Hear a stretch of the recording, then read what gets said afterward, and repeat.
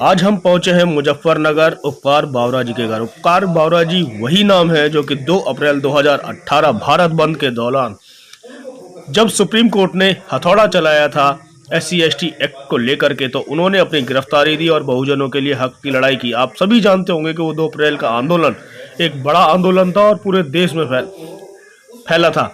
इस ताकत को देखते हुए सरकार झुकी और सरकार झुकने के बाद में हक की जो हकमारी करना चाहती थी उससे बचा हुआ उपकार बावरा, क्योंकि एक बड़ा नाम है, बड़ी पहचान है। 1 साल तक उन्हें NSA में बंद रखा गया, उसके बाद ही उन्हें जमानत दी गई। आज के समय में बहुजनों के हक के लिए वो हमेशा लड़ते रहते हैं और आने वाली 26 नवंबर को वो एक बड़ा प्रोग्राम करने जा रहे हैं। आखिर वो बड़ा प्रोग्राम 26 नवंबर जो कि संविधान दिवस के रूप में मनाया जाता है, आखिर क्या है जानते हैं उपकार बावरा जी से सीधे ही।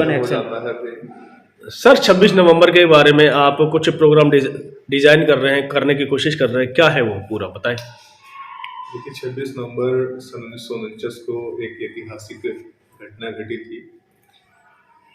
वो वास्तविकता में कहूँ तो इस देश की आज़ादी का दिन था। उस दिन परम पूजनीय बाबा साहेब डॉक्टर भीमराव अंबेडकर ने भारतीय संविधान डॉक्टर राजेंद्र प्रसाद जी के समर्पित किया था और उस दिन से आज तक उस संविधान के संरक्षण में ये देश चल रहा है। तो मेरा मानना है कि 26 नवंबर सन 1949 को जो संविधान पारित हुआ था, जिससे आज हमारे लोग, हमारा देश लाभान्वित हो रहा है, तो जिसको हम लोग संविधान दिवस के रूप में जानते हैं, उस दिन को हम लोग बहुत ही ऐतिहासिक तौर पे और बहुत ही हर्षोल्लास से मनाएं। तो उसी संदर्भ में मैं बहुजन एकता संघर्ष समिति का संस्थापक, आप राष्ट्रीय अध्यक्ष बहुजन एकता संघर्ष समिति विपिन कैमरी जी, तो हम लोगों की ओर से सभी बहुजन संगठनों को ये मैसेज है, ये अपील है कि इस दिन को सभी तमाम बहुजनों के जितने भी सामाजिक संगठन हैं वो इस दिवस को बड़े हर्षोल्लास से और संविधान की जागरूकता के तहत सभी सामाजिक जितने भी संगठन चल रहे हैं लोगों को उसके संविधान के बारे में बताएं, संविधान के जो लाभ हैं उनके बारे में बताएं, उनके हक अधिकारों के बारे में बताएं, जिससे संविधान का प्रचार प्रसार हो सके। क्योंकि अभी जो मौजूदा सरकार है उन्होंने एक नारा दिया कि नया संसद नया संविधान, तो नया संसद बन रहा है, आप देख ही रहे हैं। तो नए संविधान पे भी वो लोग बहुत समय से प्रयासरत हैं। तो हमारा अपने बहुजन भाइयों से, बहनों से यही कहना है कि उनकी इस गंदी मानसिकता को पूरा ना होने दें और अपने लोगों में इतना प्रचार प्रसार करते हैं इस संविधान का कि वो लोग चाह करके भी अपनी इन गंदी और ओछी मानसिकता को पूरा न कर सके। आपने अभी कहा कि जो राजनीति मौजूद है वो गंदी मानसिकता के साथ में इसको बदलना चाहती है। आखिर क्या वजह है कि 70-75 साल होने के बावजूद भी संविधान के जो भी अनुच्छेद रहे हैं सरकारों ने अभी तक छुपाया?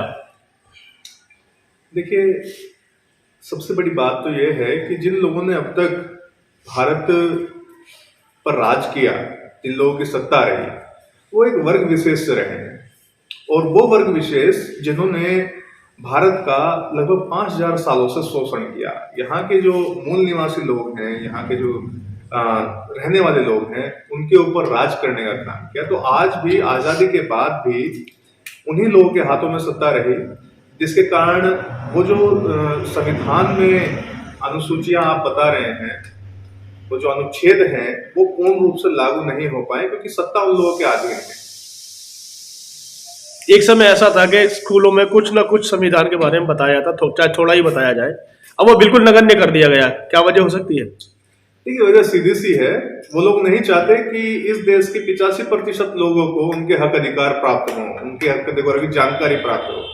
अगर जानकारी होगी तो वो अपने हक अधिकारों के लिए लड़ेंगे, उनके प्रति आवाज उठाएंगे, जिससे वो जो मलाई खा रहे हैं 15% लोग, उनके नीचे की जो जमीन है वो खिसक जाएगी। तो वो क्यों इस तरीके की चीजें चाहेंगे? वो तो बिल्कुल नहीं चाहेंगे कि हमारे जो हम आज चीजें भोग रहे हैं, हम जो आज सुविधाएं भोग रहे हैं, वो हमारे से जाए। हमारे हाथों से निकल जाए। आपको लगता नहीं है कि जो 85% की जब हम बात करते हैं, सभी ने अपने अपने धर्म के अनुसार, अपनी अपनी जातियों के अनुसार, अपने अपने वर्णों के अनुसार पार्टियां भी बना रखी हैं, तो कहीं ना कहीं बहुजन समाज का नुकसान नहीं हो रहा है क्या? बिल्कुल हो रहा है। देखिए, इसीलिए हम लोग आज समाज में कूदे हुए हैं। हमारा प्रयास यही है कि जो बहुजन है, जो 85% वर्ग है, उसको किसी तरीके से एकजुट किया जाए, गोलबंद किया जाए, ताकि वो जो उनका उद्देश्य है वो उससे भटके ना और उस उद्देश्य की प्राप्ति कर सके। जो उद्देश्य है हमारा कि हमें इस देश का शासक बनना है, तो उस उद्देश्य से ना भटके, इसलिए हम लोग प्रयासरत रहते हैं, दिन प्रतिदिन काम करते हैं, समाज को उनके इतिहास के बारे में बताते हैं और वो जो 85% लोग शोषित हैं उनको इकट्ठा करके कोशिश कर रहे हैं कि उनको इस देश का हुक्मरान बना सके। 2022 में यूपी में जहां हम बैठे हैं, यहाँ पर भी चुनाव होने जा रहा है और बहुजन लोग, बहुजन पार्टियां सबकी सब अपने अपने माध्यम से प्रचार करेंगी, इलेक्शन लड़ने की कोशिश करेंगी। क्या आपको लगता नहीं है कि अगर हम बहुजनों की बात करते हैं तो उनको एक छत के नीचे आना चाहिए? बिल्कुल आना चाहिए, लेकिन फिर वही बात आती है कि भाई देखिए, विचारधारा की लड़ाई है। कुछ राजनीतिक दल जातियों पे आधारित हैं, कुछ राजनीतिक, जैसे आपने कहा कि भाई कुछ जातियों को लेकर के चल रहे हैं, तो जो एक विचारधारा है, मेरा मानना है विचारधारा को हमें पकड़ना चाहिए और जो हमारी विचारधारा है हम उसकी बात करेंगे। हमारी विचारधारा अम्बेडकरवाद की विचारधारा है, जो समता, स्वतंत्रता, बंधुत्व और न्याय पर आधारित है। तो जो इस विचारधारा से अपने आप को वाकिफ रखता होगा, हमारा प्रयास यह है कि हम उसके साथ रहेंगे। संविधान बचाने की बात लगभग सभी लोग करते हैं, फिर भी एकजुट होने में आखिर कतराते क्यों हैं? देखिए, मैंने आपको बताया कि लड़ाई विचारधारा की है। कुछ लोगों की मानसिकताएं ओछी हैं, कुछ लोगों के कर्म ओछे हैं। ठीक है, वो बात तो बहुत बड़ी बड़ी करते हैं, बात तो गांधी जी भी किया करते थे हरिजनों की, दलितोद्धार की, लेकिन उनकी मानसिकता कुछ और थी। वो बाहर से कुछ और, अंदर से कुछ और थे। तो आज भी वही स्थिति है, जो लोग बात करते हैं बड़ी बड़ी, अंदर से वो लोग कुछ और हैं, लेकिन जब समय आता है करने का तो लोग मुंह छुपा लेते हैं। ऐसे लोगों को एकजुट करने के लिए आप क्या कहना चाहेंगे? मैं चाहता हूं कि ऐसे लोगों को एकजुट होना ही नहीं चाहिए, जो दोगली और दोहरी मानसिकता फिर जब हम सत्ता की बात करते हैं तो फिर वो प्राप्ति कैसे होगी? देखिए, कुछ ही लोग हैं, ज्यादा नहीं है इस तरीके के। इस तरीके के लोग ज्यादा नहीं। मैं जनता से अपील करता हूं, मैं उन लोगों से अपील नहीं करूंगा जो इस तरीके के लोग हैं। मैं जनता से अपील करता हूं कि भाई अपने राजनीतिक अधिकारों को प्राप्त करने के लिए अपने आप को जागरूक करो और ऐसे लोगों का साथ छोड़ो जो अच्छी मानसिकता और दोहरा रवैया अपनाते हैं। जनता आपको यहाँ बार बार सुन रही है हमारे चैनल के माध्यम से, उनको संदेश क्या देना चाहेंगे कि वो कभी भी इस तरीके के जो पार्टियां हैं, जो भटकाव रखती हैं, जो दुर्व्यवहार करती हैं, उनसे दूर रहें? देखिए, बहुजनों का मेरा मानना यह है कि बहुजनों को आज के समय में बहुत ही सजगता से अपने वोट की वैल्यू को समझना होगा और अगर अपने आप को सत्ता में बैठाना है तो वो जो खोखले लोग हैं, जो ओछी मानसिकता रखते हैं, मुंह पे कुछ और पीछे कुछ और हो जाते हैं, उन लोगों का साथ छोड़ना होगा और वो जो बरसों से उनके अधिकारों का संरक्षण करती आ रही है पार्टी, उसके हित में जाना होगा और अपने आप को सत्ता में बैठाना होगा।